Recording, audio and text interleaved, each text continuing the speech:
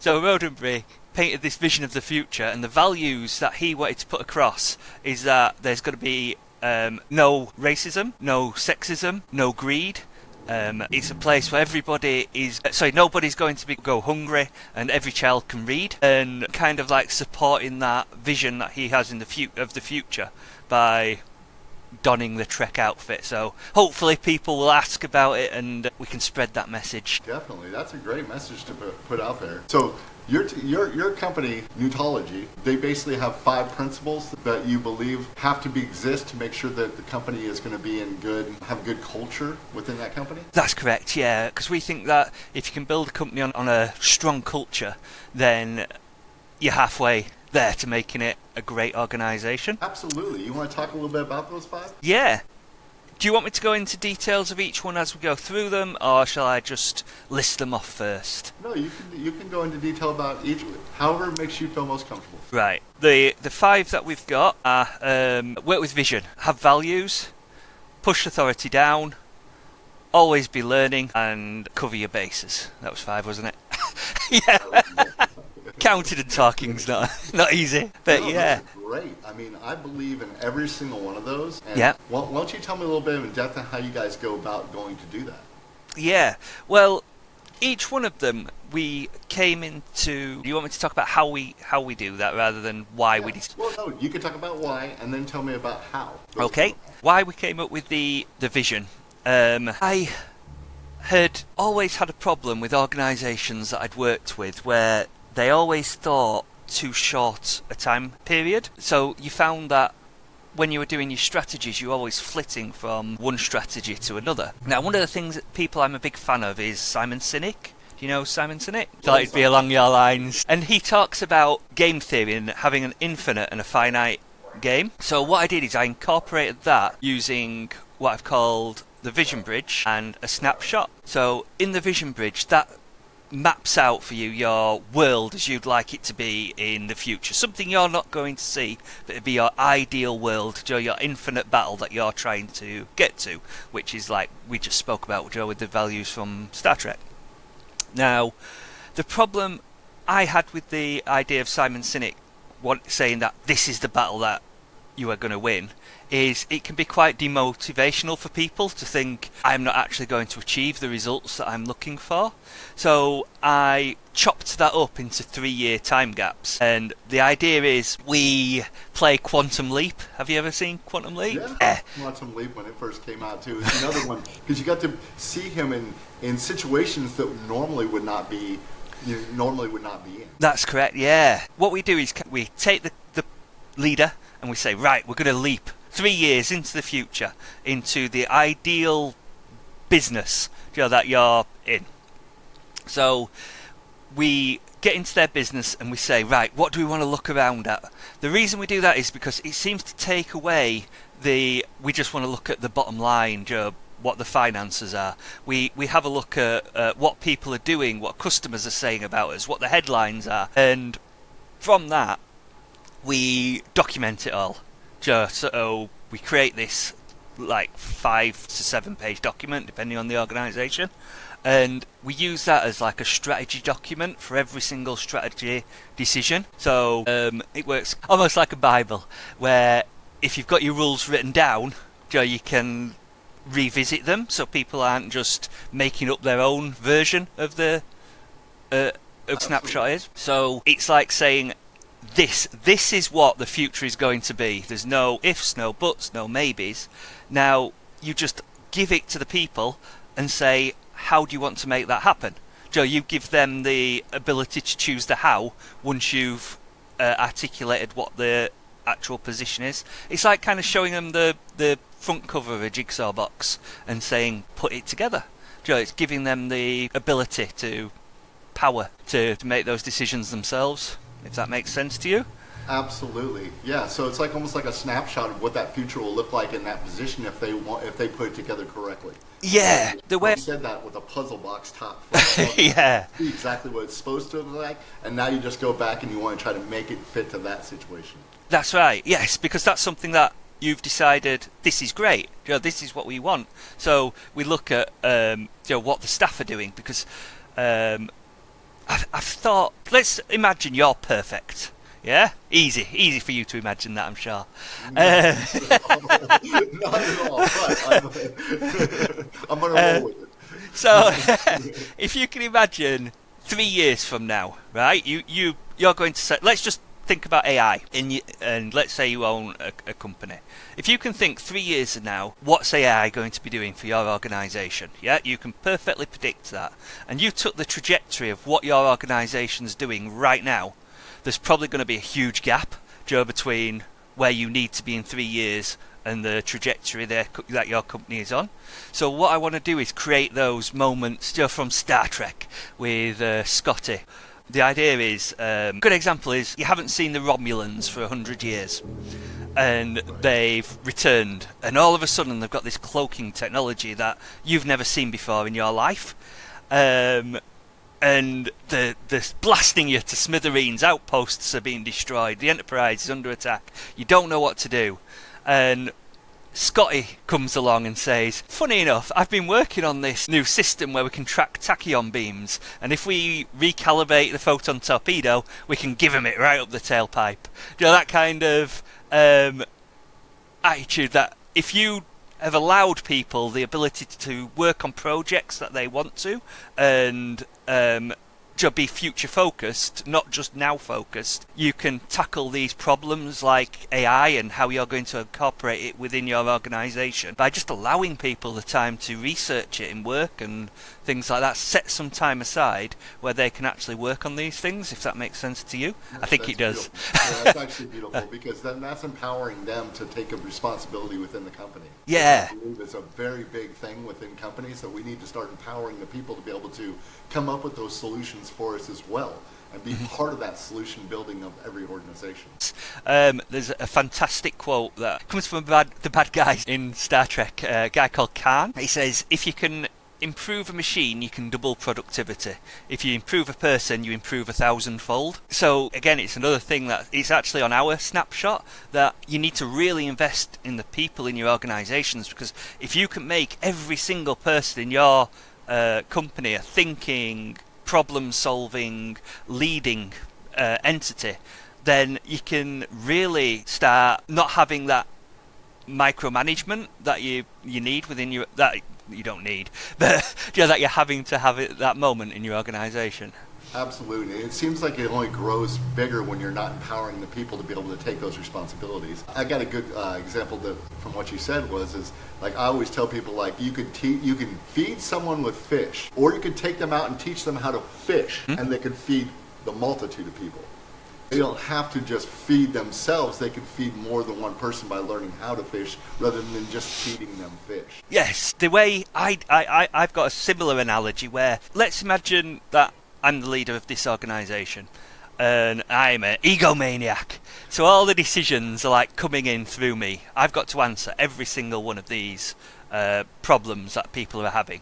So you create for yourself like this hub of a wheel, because all the problems are coming into you. If I'm off sick, if I leave the organisation, or if I retire, you take that hub away and the whole wheel kind of collapses on itself, because they've become reliant on that person at the centre of your organisation. So I've replaced that person with these vision documents, so whoever comes in to help that company in the future, you've already got, as a founder, those visions set out, so everybody knows what you're working towards. Anyone who comes in still has that overall vision, but they can change like the 3-year plan, or the snapshot. So there's a multitude of ways to get into this ideal future, and you can change that yellow brick road as you're trying to get to the Emerald City. I believe cross-training is essential for companies, and to have people that can also do the job of the guy that you have at the top. We have to be able to do that more often than not. I know, as a senior service manager over a few properties, I try to empower my guys to start thinking outside the box and use their brains to think of where they want to go and what they want to do and how. And look, you don't have to do it my way, as long as what's going to happen is going to end with the same result. The one other thing we add to that is make sure they understand the values of the organisation, because I don't want them just to be able to do it however they want, but you can't sleep at night with the decisions that they've made. So that's one of the other things we like to do, is get what the values are. And for us, the values can't be something that, again, this is Simon Sinek, they can't be things like honest, because it's just like naff. What does that actually mean to somebody? Everyone would think, I'm honest most of the time anyway. What we try and do is make it so the things that are actionable. So an entire story within your organisation. So for an example of ours is always be dancing. Remember to dance. So that's tied to a program called Babylon 5, which might be before your time. I don't know. I remember that one too. You know that one too? I'm 52, Andrew. No way. Yeah, I'm 52.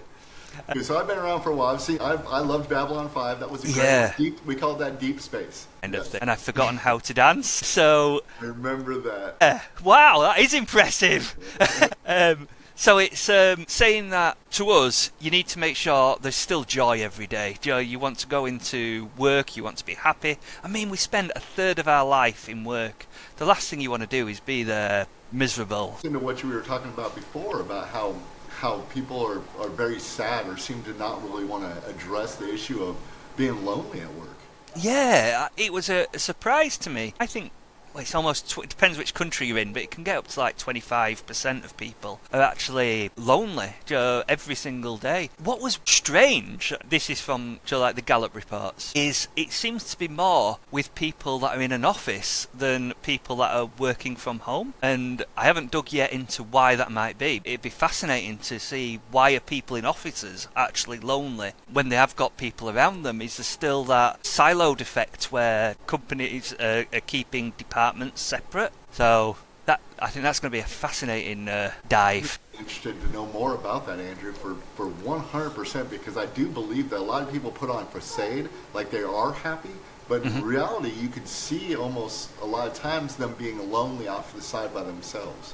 So yeah. I definitely, when I saw your little skit thing that you did, that little video you did online, that hit me, that hit home. Like, I've seen that situation and maybe even felt it a little bit inside, being from, the different bigger companies where you feel like you're kind of just, you're pushed off into the side and you're in the side view mirrors instead of being in the direct sunlight. I had exactly that situation happen to me when I was working at the NHS, and I think that's why it resonated so much. We went from a company, are you familiar with the NHS in America? The National Health Service? Yeah. Yes. So it's set up to help people. It ended up getting, the section I was working with ended up getting bought out by a private company. So it went from a company that was trying to help people to one, how do we make money off the NHS? And that really didn't fit well, with my kind of principles. And when you raise this, you ended up being pushed to the side, and you no longer felt part of that culture. And it's making sure people remain part of that organisation. I mean, they did things like, we want to have this really strong cultural synergy. So what we're going to do, we're all going to go to an Ed Sheeran concert. You've got to go. And let's say that worked for you. How long is it going to continue working for you compared to your idea, which is the looking at where people want to be? How much is that going to tie people into the organisation and wanting to be at work compared to forcing them to go watch Ed Sheeran? 100%. Or golf, if they don't like golf. What if they don't like golf and you're forcing them to go do a pro golf? They're like, what am I doing here? Not really. And so I always tell people, when you're actually including people, let's do it in a team building way. I always thought that was much better. What do you think about that? Well, the one story that really resonated with me that you told is around the fishing.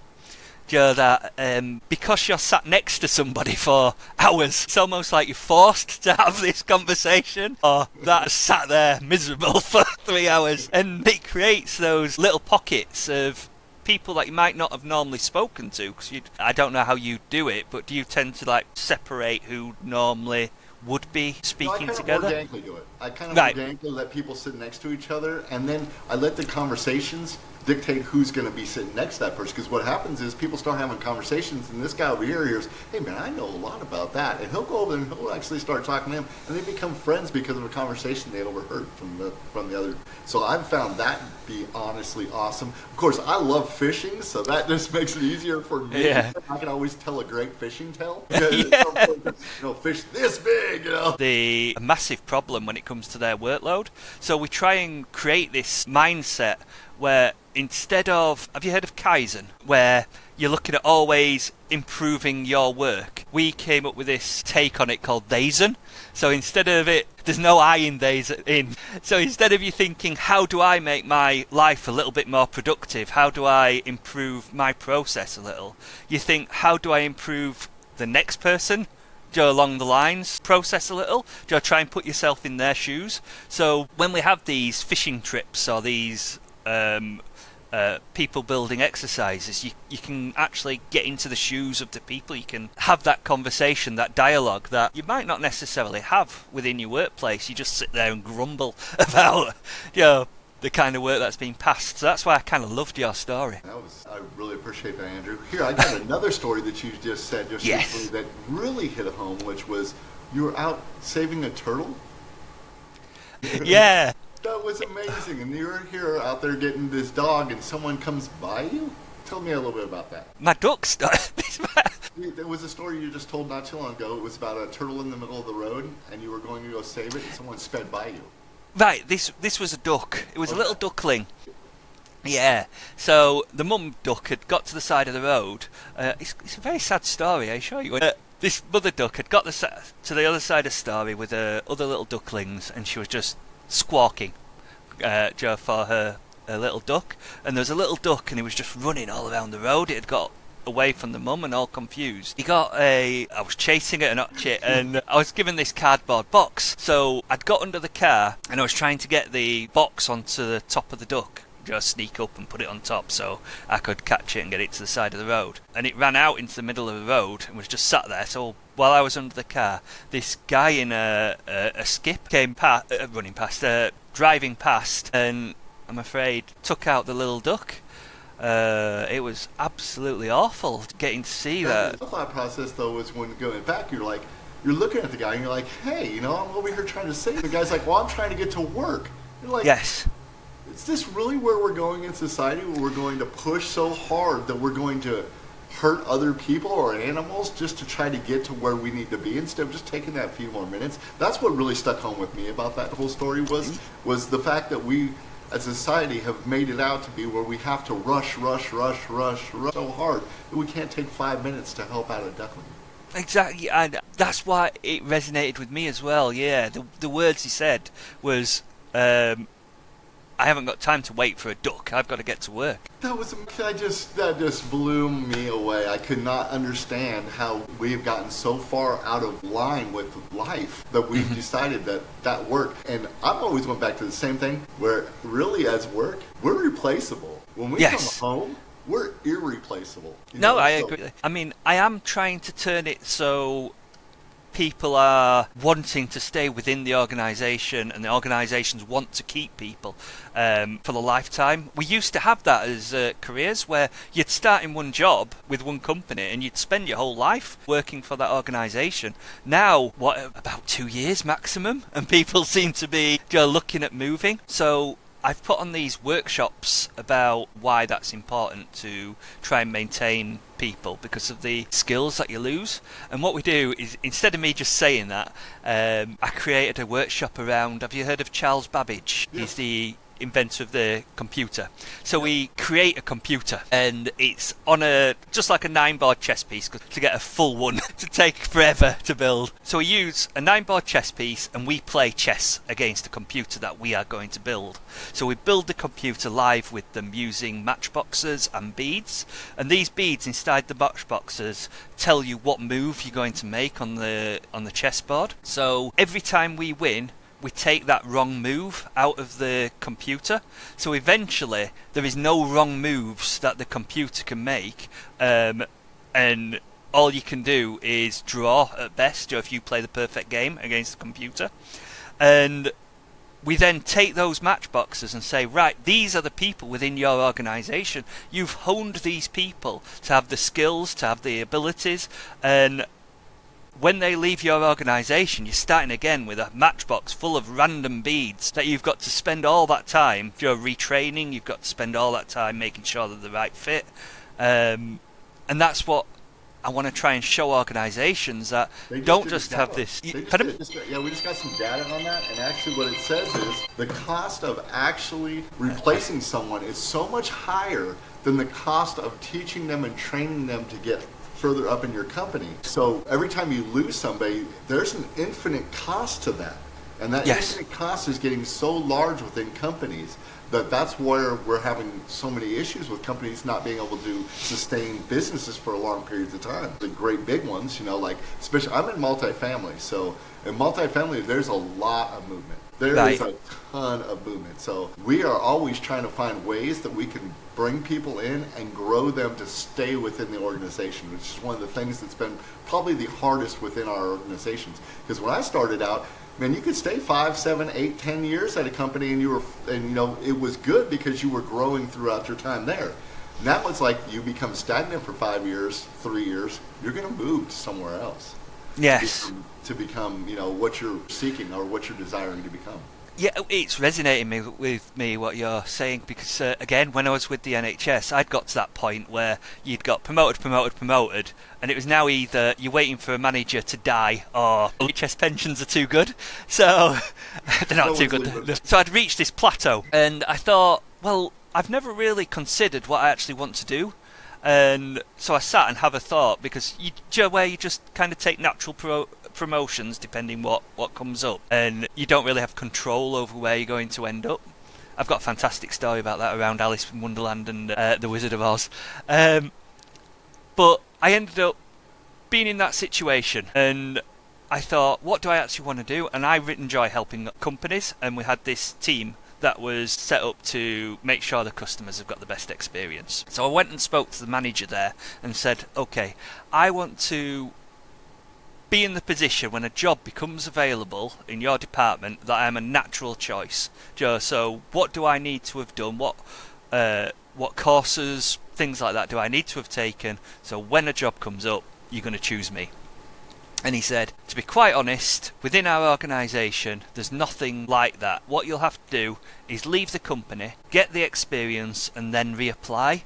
And it's like, how does that make sense to an organisation? That is absolutely mind-blowing that an organization would take that kind of a stance where they would expect you. And I do see this a lot right now in society, and that's the sad thing is that instead of trying to bring them and give them the tools to get them to that next level, let's say it's a regional, they'll let them leave, and they'll bring someone else in that they think has those same skills, but now they have to relearn everything that you've just done. Yeah, absolutely. Because I don't know how you've tackled this issue, but there's also, for me, a problem in organisations where people expect to be the next leader just on tenure, and just because you've been within that organisation the longest doesn't necessarily make you a good leader. You could be the best salesperson, you could be the best at whatever you're doing, but when you get put into a leadership position, it's a whole different skill set that they might not have. And I think what we should be doing is identifying the kind of people that we want as leaders early, and again, like I went and spoke to that person, make it so when jobs come up, they've got all those skills beforehand. I don't know how you kind of tackle that. I agree 100%. So what I think we should be doing is identifying the people that are already being leaders within where they're at, and then not just stopping there, but then giving them, or at least referencing them to the places they need to go to get the skill sets that they need for when they move into that leadership role, they'll be ready for that leadership role. Because we do have that big problem here in America, for sure, where we have people that are moving into those positions because they stayed.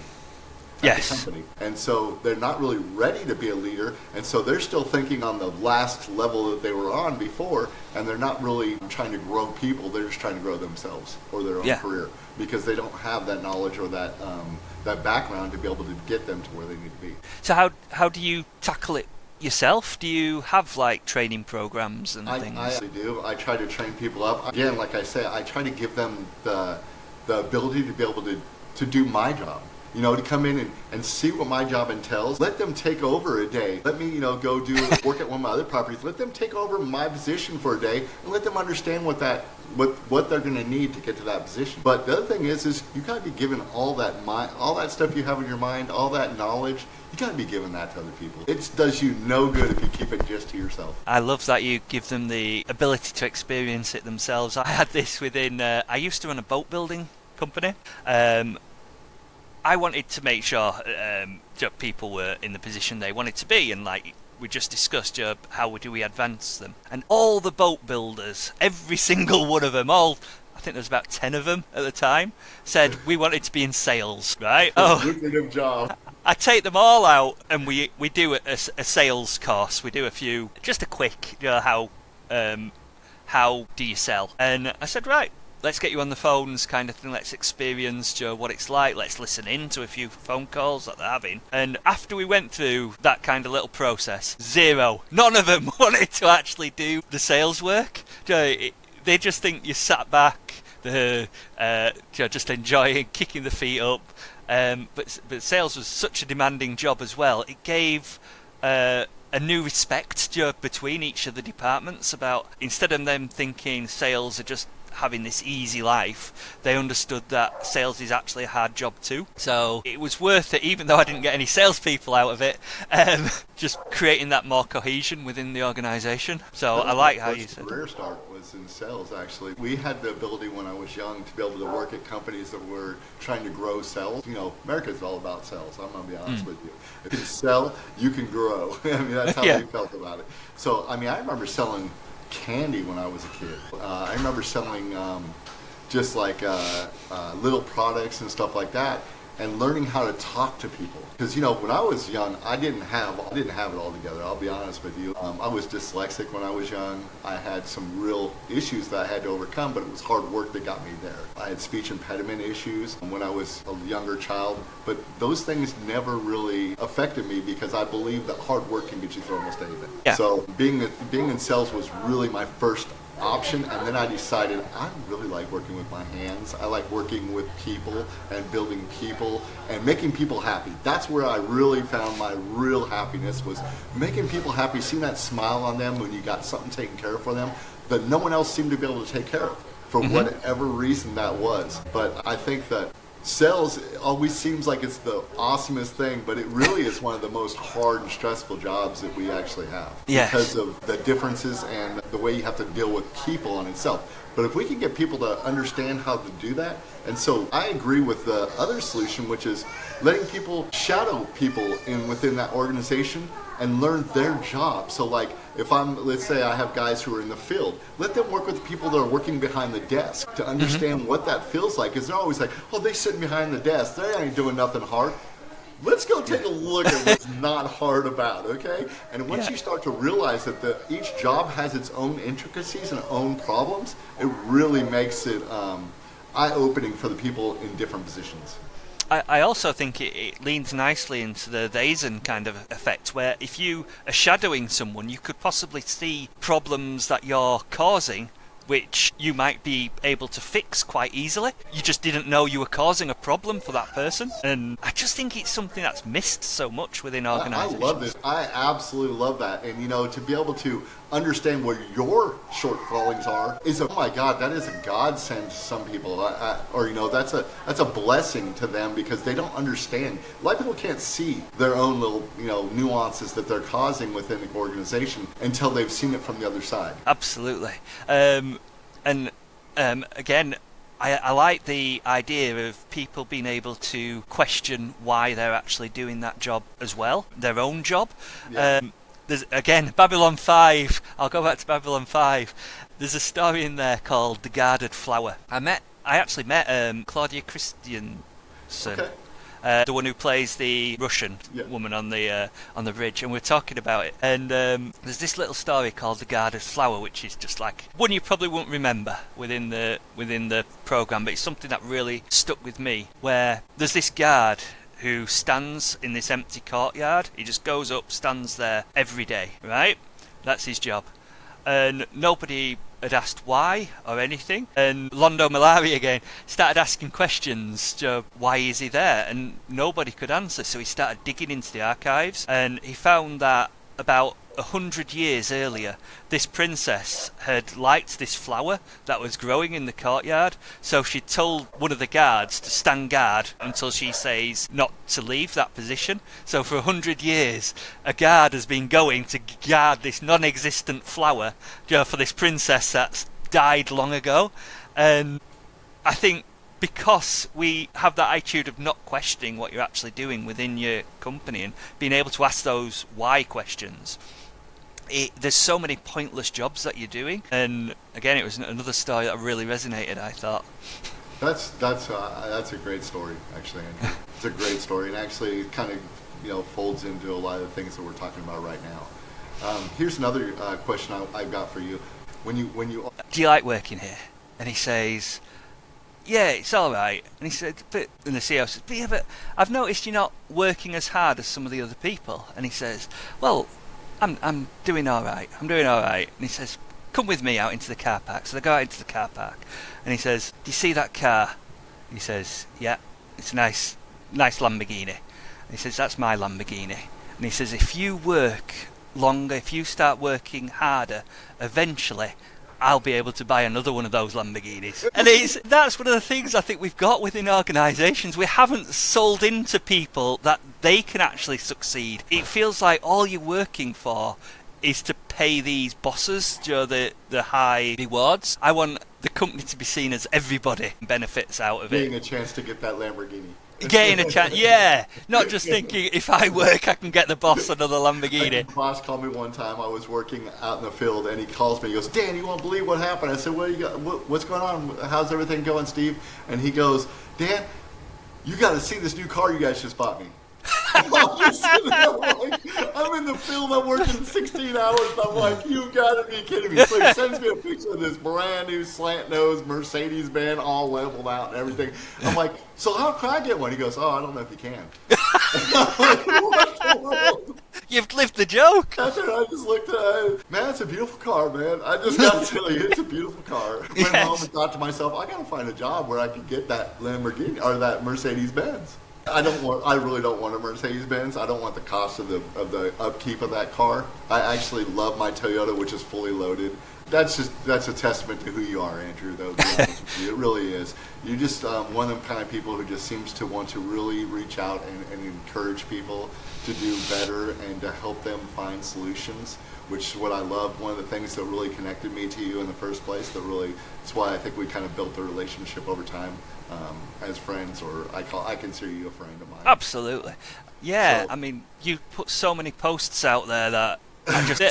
Someone told me one time, Dan, you post a lot. I'm like, I'd argue not enough. That message is not getting out there enough to enough people. How many you see doing business what I'd consider the wrong way, and maybe it works for them, but it's not taking the people element into account, and I think. As soon as you remove people as part of your major concern within your organisation, I just think you're going to be doomed to failure. Absolutely. I agree with that statement 100%. There's no... Build, quality around here.